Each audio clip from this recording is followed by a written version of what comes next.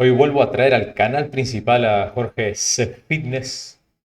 Esta vez va el vídeo sobre la vida de Sergio Oliva, que fue el único que venció a Arnold.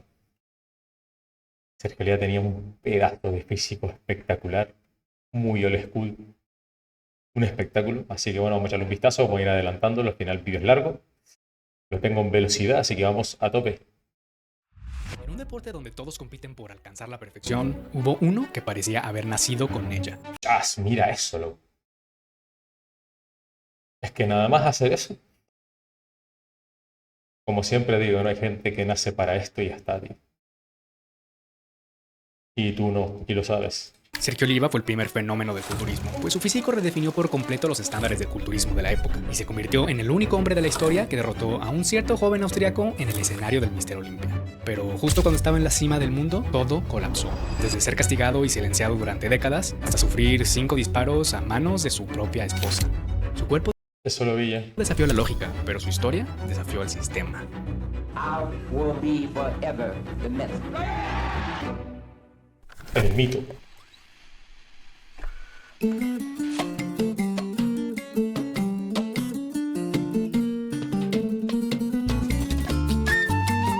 Sergio Oliva nació el 4 de julio de 1941 Lo que era, ¿eh?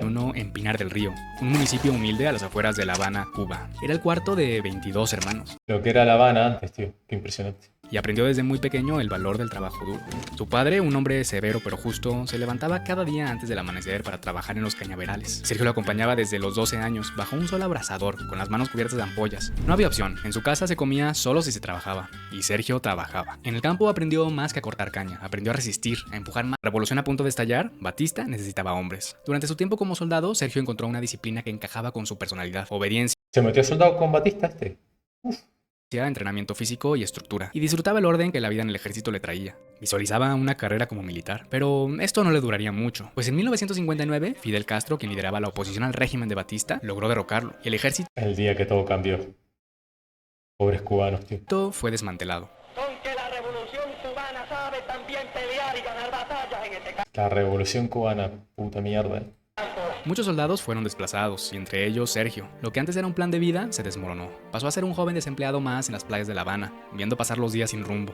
Hasta que un día un amigo lo invitó al gimnasio local de halterofilia. Sergio aceptó a ir a conocerlo. Era un lugar modesto con unas pocas barras oxidadas y discos maltratados. Imagínate. Pero algo se encendió en él. Aquellos hierros tenían un lenguaje que entendía. Su cuerpo respondió como si hubiera estado esperando ese momento toda su vida. En 6 meses estaba levantando más de 180 kilos en el clean and jerk. Los entrenadores Y entiendo que ahí no utilizaba nada todavía. no podían creerlo. La selección nacional cubana no tardó en reclutarlo para el equipo y representar al país en los Juegos Panamericanos de 1961 en Kingston, Jamaica. Y así, sin buscarlo, había encontrado una nueva identidad. Ya no era solo un exsoldado, ahora era un atleta, un representante de su país. Pero lo que nadie imaginaba era que su paso por el ¿Ya iría con cosas ahí o no? Es que en esa época y en Cuba parece un poco raro, pero podría, ¿eh? Podría que ya fuese con sus cositas. equipo olímpico sería solo el primer acto de una historia mucho más grande. Antes de irse a los Juegos Panamericanos en Jamaica, Sergio habló con su padre y le dijo que no regresaría y que era muy probable que no lo volvería a ver. Su padre simplemente le respondió que no mirara atrás, pues nos estaban vigilados por guardias enviados directamente por el régimen. Sergio se ganó la confianza de uno de ellos y la mañana del evento le dijo que saldría a caminar para relajarse, y en cuanto tuvo la oportunidad, se echó a correr. Pero no hacia el estadio, sino hacia la embajada de Estados Unidos. Corrió como si su vida dependiera de ello, y en cierto sentido así era. Llegó a la embajada cubierto de sudor, con el corazón desembocado. Tocó la puerta y pidió asilo político. Sergio había desertado. Tras su fuga de Jamaica, Sergio, como muchos de sus compatriotas, fue trasladado a Miami.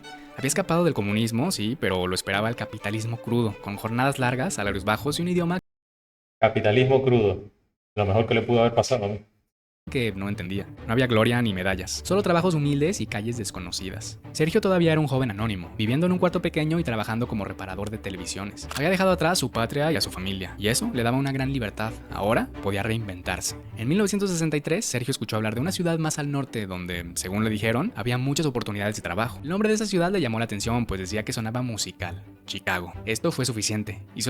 Sergio se permitía disfrutarlo. Sin embargo, la ciudad del viento no era gentil con nadie, y menos con un inmigrante afrocaribeño sin inglés y sin conexiones. Sergio encontró trabajo en una fundición de acero, donde pasaba hasta 10 horas diarias bajo un calor infernal. El ambiente era hostil, pero él estaba acostumbrado a eso, a la dureza, al peso y al calor. Fue entonces cuando escuchó hablar del YMCA de Duncan, un gimnasio local que era conocido como la meca del músculo del Medio Oeste, pues allí asistían culturistas y levantadores de pesas profesionales. Allí conoció a Bob Gaida, uno de los nombres más respetados del culturismo amateur de la época. Gaida vio en Sergio algo que pocos podían comprender en ese momento, una estructura corporal. Cómo molaban los físicos en esa época, tío. Porque se quedaban así, con ese tono, y ya está, y no secaban tanto, y molaban, tío. Fuera de este mundo. Hombros anchos, cintura estrecha, no solo era fuerza, era simetría, proporción y genética pura. Bob Gaida lo tomó bajo su tutela y lo introdujo al mundo del físico-culturismo. Imagínate, el doble que él. Cambió su enfoque de entrenamiento de fuerza bruta y halterofilia por uno enfocado al culturismo y al control del peso. Y a la hipertrofia. Y Sergio, como lo había hecho antes con la halterofilia, absorbió todo con una facilidad impresionante. Trabajaba 10 horas en la fundición y luego pasaba 3 horas más en el Ahí iba con cosas ya. gimnasio. Aún sin hablar bien inglés, Sergio comenzó a competir en 1963. Perdió su primera competencia, el Mr. Imagínate, tío, en el 63, ¿eh? No hace años de eso ni nada. Chicago, en parte por el idioma, pero también, como él mismo relataría después, por el color de su piel. En esa época, los jueces de la AAU, la cual fue una de las primeras federaciones de culturismo, aún favorecían a hombres blancos y que consideraban bien parecidos, que pudieran representar a la América correcta. Sergio no encajaba en ese molde, pero esto no lo detuvo. Volvió al año siguiente con un físico aún más impresionante, por lo que los jueces se vieron forzados a darle la victoria. Sí, ya saltaba a la vista, ¿no? O sea, me lo tienes que dar a mí, sí o sí, ¿eh? Después vinieron el Mr. Illinois y el Mr. America Jr., pero el título absoluto, el que todos querían, seguía fuera de su alcance. Cada vez que subía a la tarima, su físico era claramente superior, pero los jueces seguían buscando excusas. Siempre había otro que representaba mejor la imagen del país. Fue entonces cuando Sergio tomó otra decisión radical. Que claro, no querían meter un negro ahí que los representara. Decidió abandonar esa federación y probar su suerte en la IFBB, una nueva federación que apenas comenzaba a crecer bajo el liderazgo de dos hermanos, Ben y Joe Wader. Allí al menos le prometieron que lo juzgarían por su físico, no por su acento ni por el color de su Estos tíos, madre mía, ¿eh? piel. Y vaya que al menos por el momento fue una decisión acertada. En 1966 ganó el Mr. World de la IFBB y ese mismo año debutó en el recién creado Mr. Olympia, quedando en tercer lugar. En un solo año, Sergio había pasado de ser ignorado por la AAU a estar entre los mejores fisicoculturistas del mundo y apenas comenzaba. Lo que más impactaba de Sergio no era solo su rapidez para mejorar, era cómo lo hacía. Sumaba kilos de músculo como si su cuerpo lo pidiera a gritos. Su cintura Además de... Es que mira esto. permanecía igual de estrecha, mientras Mira sus brazos, espalda y piernas esa tremenda genética, ¿eh? Mira los brazos, tío, la cintura pequeña.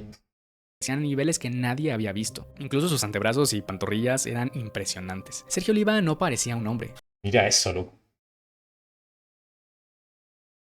Para esto tienes que volver a nacer, hermano. Y ni así.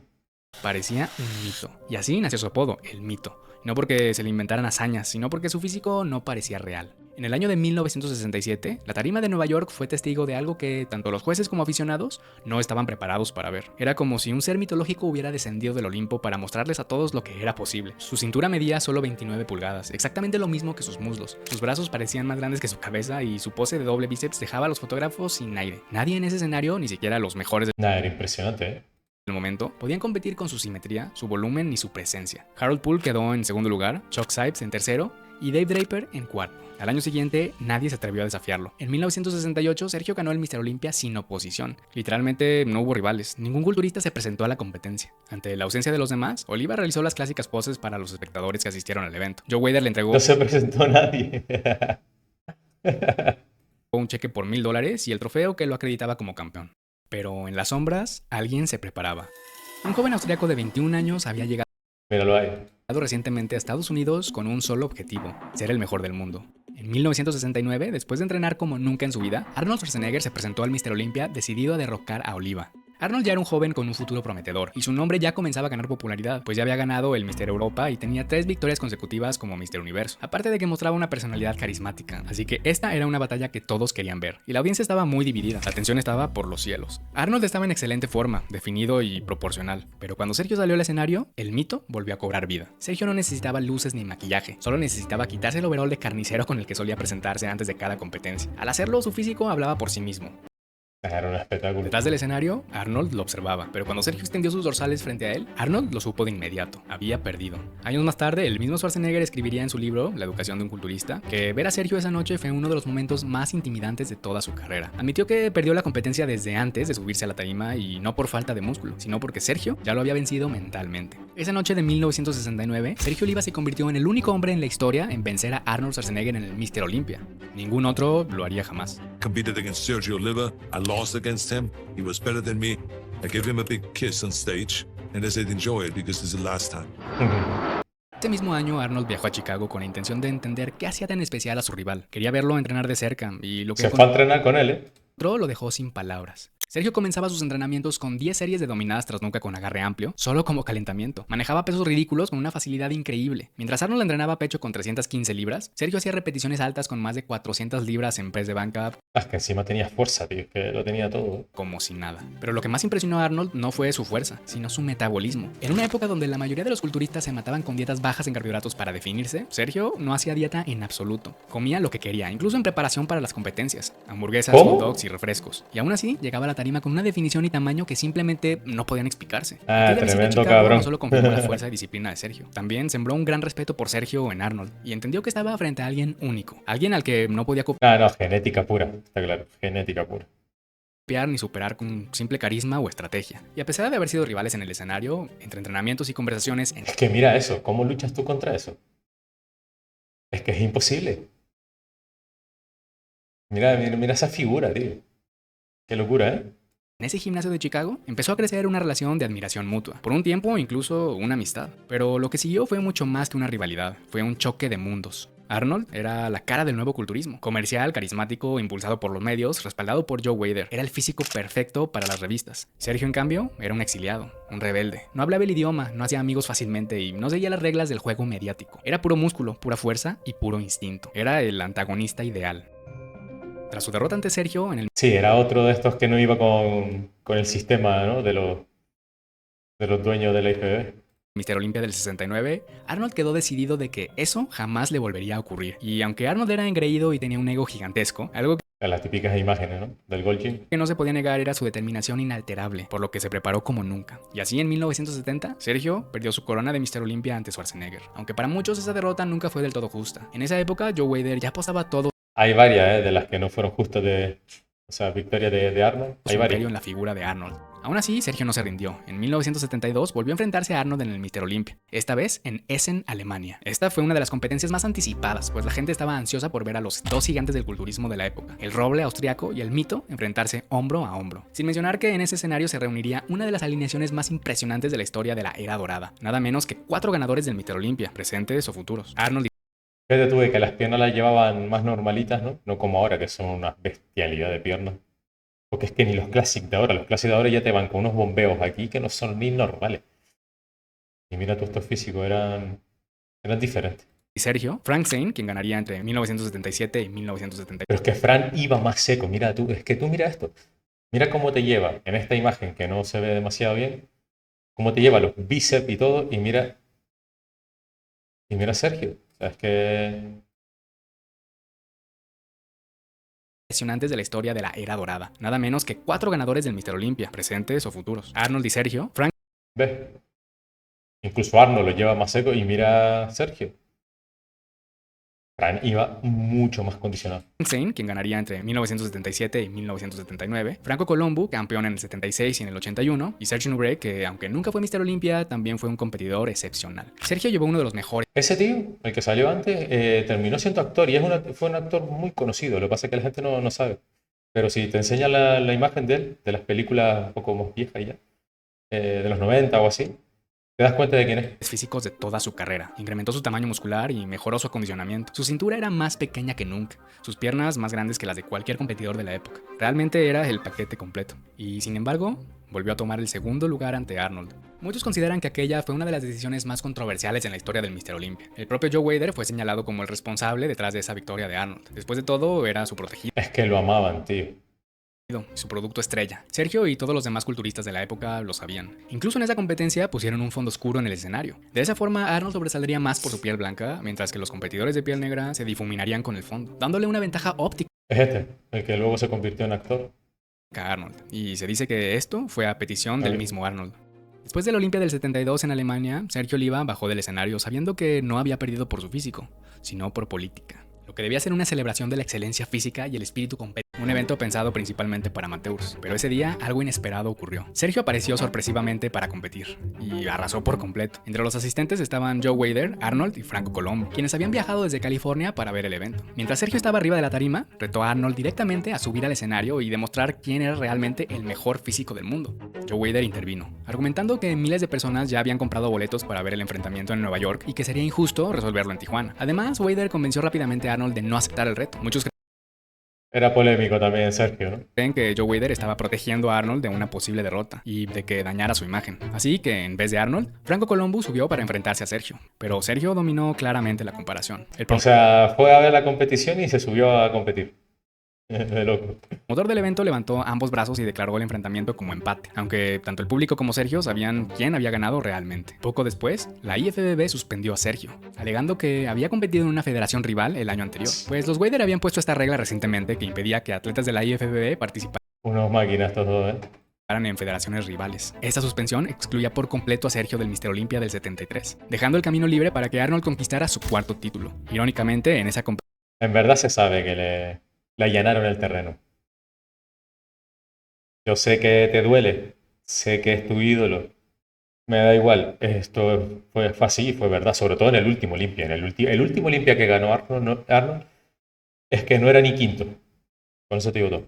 estaban presentes los periodistas Charles Gaines y George Butler, quienes más tarde crearían el documental Pumping Iron. De haber estado Sergio en Nueva York, es muy probable que su imagen hubiera formado parte fundamental del icónico documental. Hombre, claro. Meses más tarde, en una entrevista en Televisión Nacional, Sergio finalmente explotó. Acusó públicamente a la IFBB de corrupción, afirmando que los concursos estaban arreglados y que Joe Weider elegía a los jueces para asegurar las victorias de Arnold. Esto fue lo que terminó de Y la gente sabe que es verdad.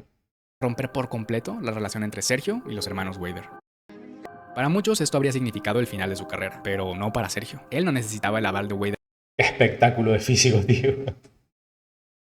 Da igual si haya ganado o no después. Qué espectáculo de físico, hermano. para seguir siendo un mito. Esa bomba de brazo. Siguió compitiendo en la WBG, donde ganó varias veces, pero la motivación ya no era la misma. En la tarima de la WBG no estaba Arnold, no estaban los focos de la prensa ni los lucrativos contratos. Sergio subía, posaba y ganaba, sin esfuerzo. A veces ni siquiera llegaba en su mejor forma, pero aún así nadie podía ganarle. Durante esos años, Sergio siguió siendo una leyenda viviente. En Chicago era un ícono, y de Chicago, patrullando las calles del barrio de Se metió a policía también, como Ronnie. Rogers Park. Llevaba su uniforme hecho a medida, porque ninguna talla estándar podía contener aquel cuerpo descomunal, lo cual también contribuyó a que su imagen se volviera Ah, qué bueno, tío. El policía llevar esa planta ahí, esa aún más percha. legendaria. Y así pasaron los años, la IFBB siguió creciendo, Arnold se convirtió en estrella de cine y una nueva generación de culturistas tomó el escenario. Pero entre todos los nombres nuevos, ninguno eclipsaba al de Sergio Oliva. Los jóvenes podían tener físicos impresionantes, pero Sergio seguía siendo el único que venció a Arnold, y ese título nadie se lo quitaría. Muchos aficionados lo querían ver de vuelta en la IFBB, y eventualmente, como sucede con todos los mitos, el ciclo debía cerrarse, y ese regreso estaba mucho más cerca de lo que él mismo imaginaba. Pasaron más de 10 años desde la última vez que Sergio pisó un escenario de la IFBB, desde aquel polémico Olimpia del 72 en el que muchos aseguran que le arrebataron el título, y del incidente del 73 en Tijuana. Joe Weider, consciente del valor histórico y emocional de Oliva, le propuso algo que muchos creían imposible: regresar a la IFBB y competir nuevamente en el Mister Olimpia. Sergio aceptó. Así que para 1984 el mito regresó. Tenía 43 años, su cuerpo ya Y da igual. no era el mismo de los años 60. Sus articulaciones, su recuperación, su potencia, todo había cambiado, pero su presencia, su carisma y su estructura seguían intactos. Entrenó con disciplina y en silencio, como siempre lo hizo. Y cuando llegó el día, el escenario era el mismo donde había comenzado, Nueva York. Esa noche el público no solo fue a ver una competencia, fue a ver un momento histórico, a ver al hombre que alguna vez derrotó a Arnold. A three-time Mr. Olympia, he's going to win. Aún así, tenía un fisicazo. De verdad que no va muy seco, pero Cuando Sergio salió al escenario, la multitud se levantó. No importaba quiénes eran los favoritos del año, todos los ojos estaban puestos en él. Aún con más de 4 décadas sobre sus hombros, su físico era imponente. Brazos descomunales, su icónica cintura estrecha, la forma, tío, es lo que tiene. espalda imponente. Pero es evidentemente que no va seco. Su piel brillaba como una estatua viviente, pero ocurrió lo inesperado. In 8th place, receiving a check of $2,000. Contestant number 1, Sergio Oliva. Lo metieron octavo, tío. Octavo lugar. El silencio fue seguido de un estallido de abucheos que no tardaron en llenar el recinto. El público no lo aceptaba. Sabían que no se trataba de una simple puntuación, se trataba de justicia y de respeto. Sergio estaba visiblemente molesto, pues tenía un temperamento fuerte, y si alguien tenía motivos para bajarse del escenario y no mirar atrás, era él. Pero entonces ocurrió otro momento inolvidable. Su esposa Arlene subió al escenario con su bebé en brazos, lo entregó a su hijo, Sergio Jr., y todo cambió. Con su hijo en brazos, Sergio se acercó al micrófono, el público aún lo aclamaba, y en vez de responder con rabia, respondió con dignidad. The place that I took tonight, it doesn't matter 8, 9, 1, 17, 20, no matter what, I will be forever the myth. Yo lo voy a dejar aquí el vídeo. Que bueno, buen vídeo de Jorge. La verdad que uno de los grandes físicos de todos los tiempos. Y bueno, una pena que haya terminado todo así, sobre todo cómo termina luego también. Quien quiera ver el final, pues que se vea el vídeo de Jorge, ¿vale? Voy a poner un buen like aquí. Y nada, me gustó mucho el vídeo.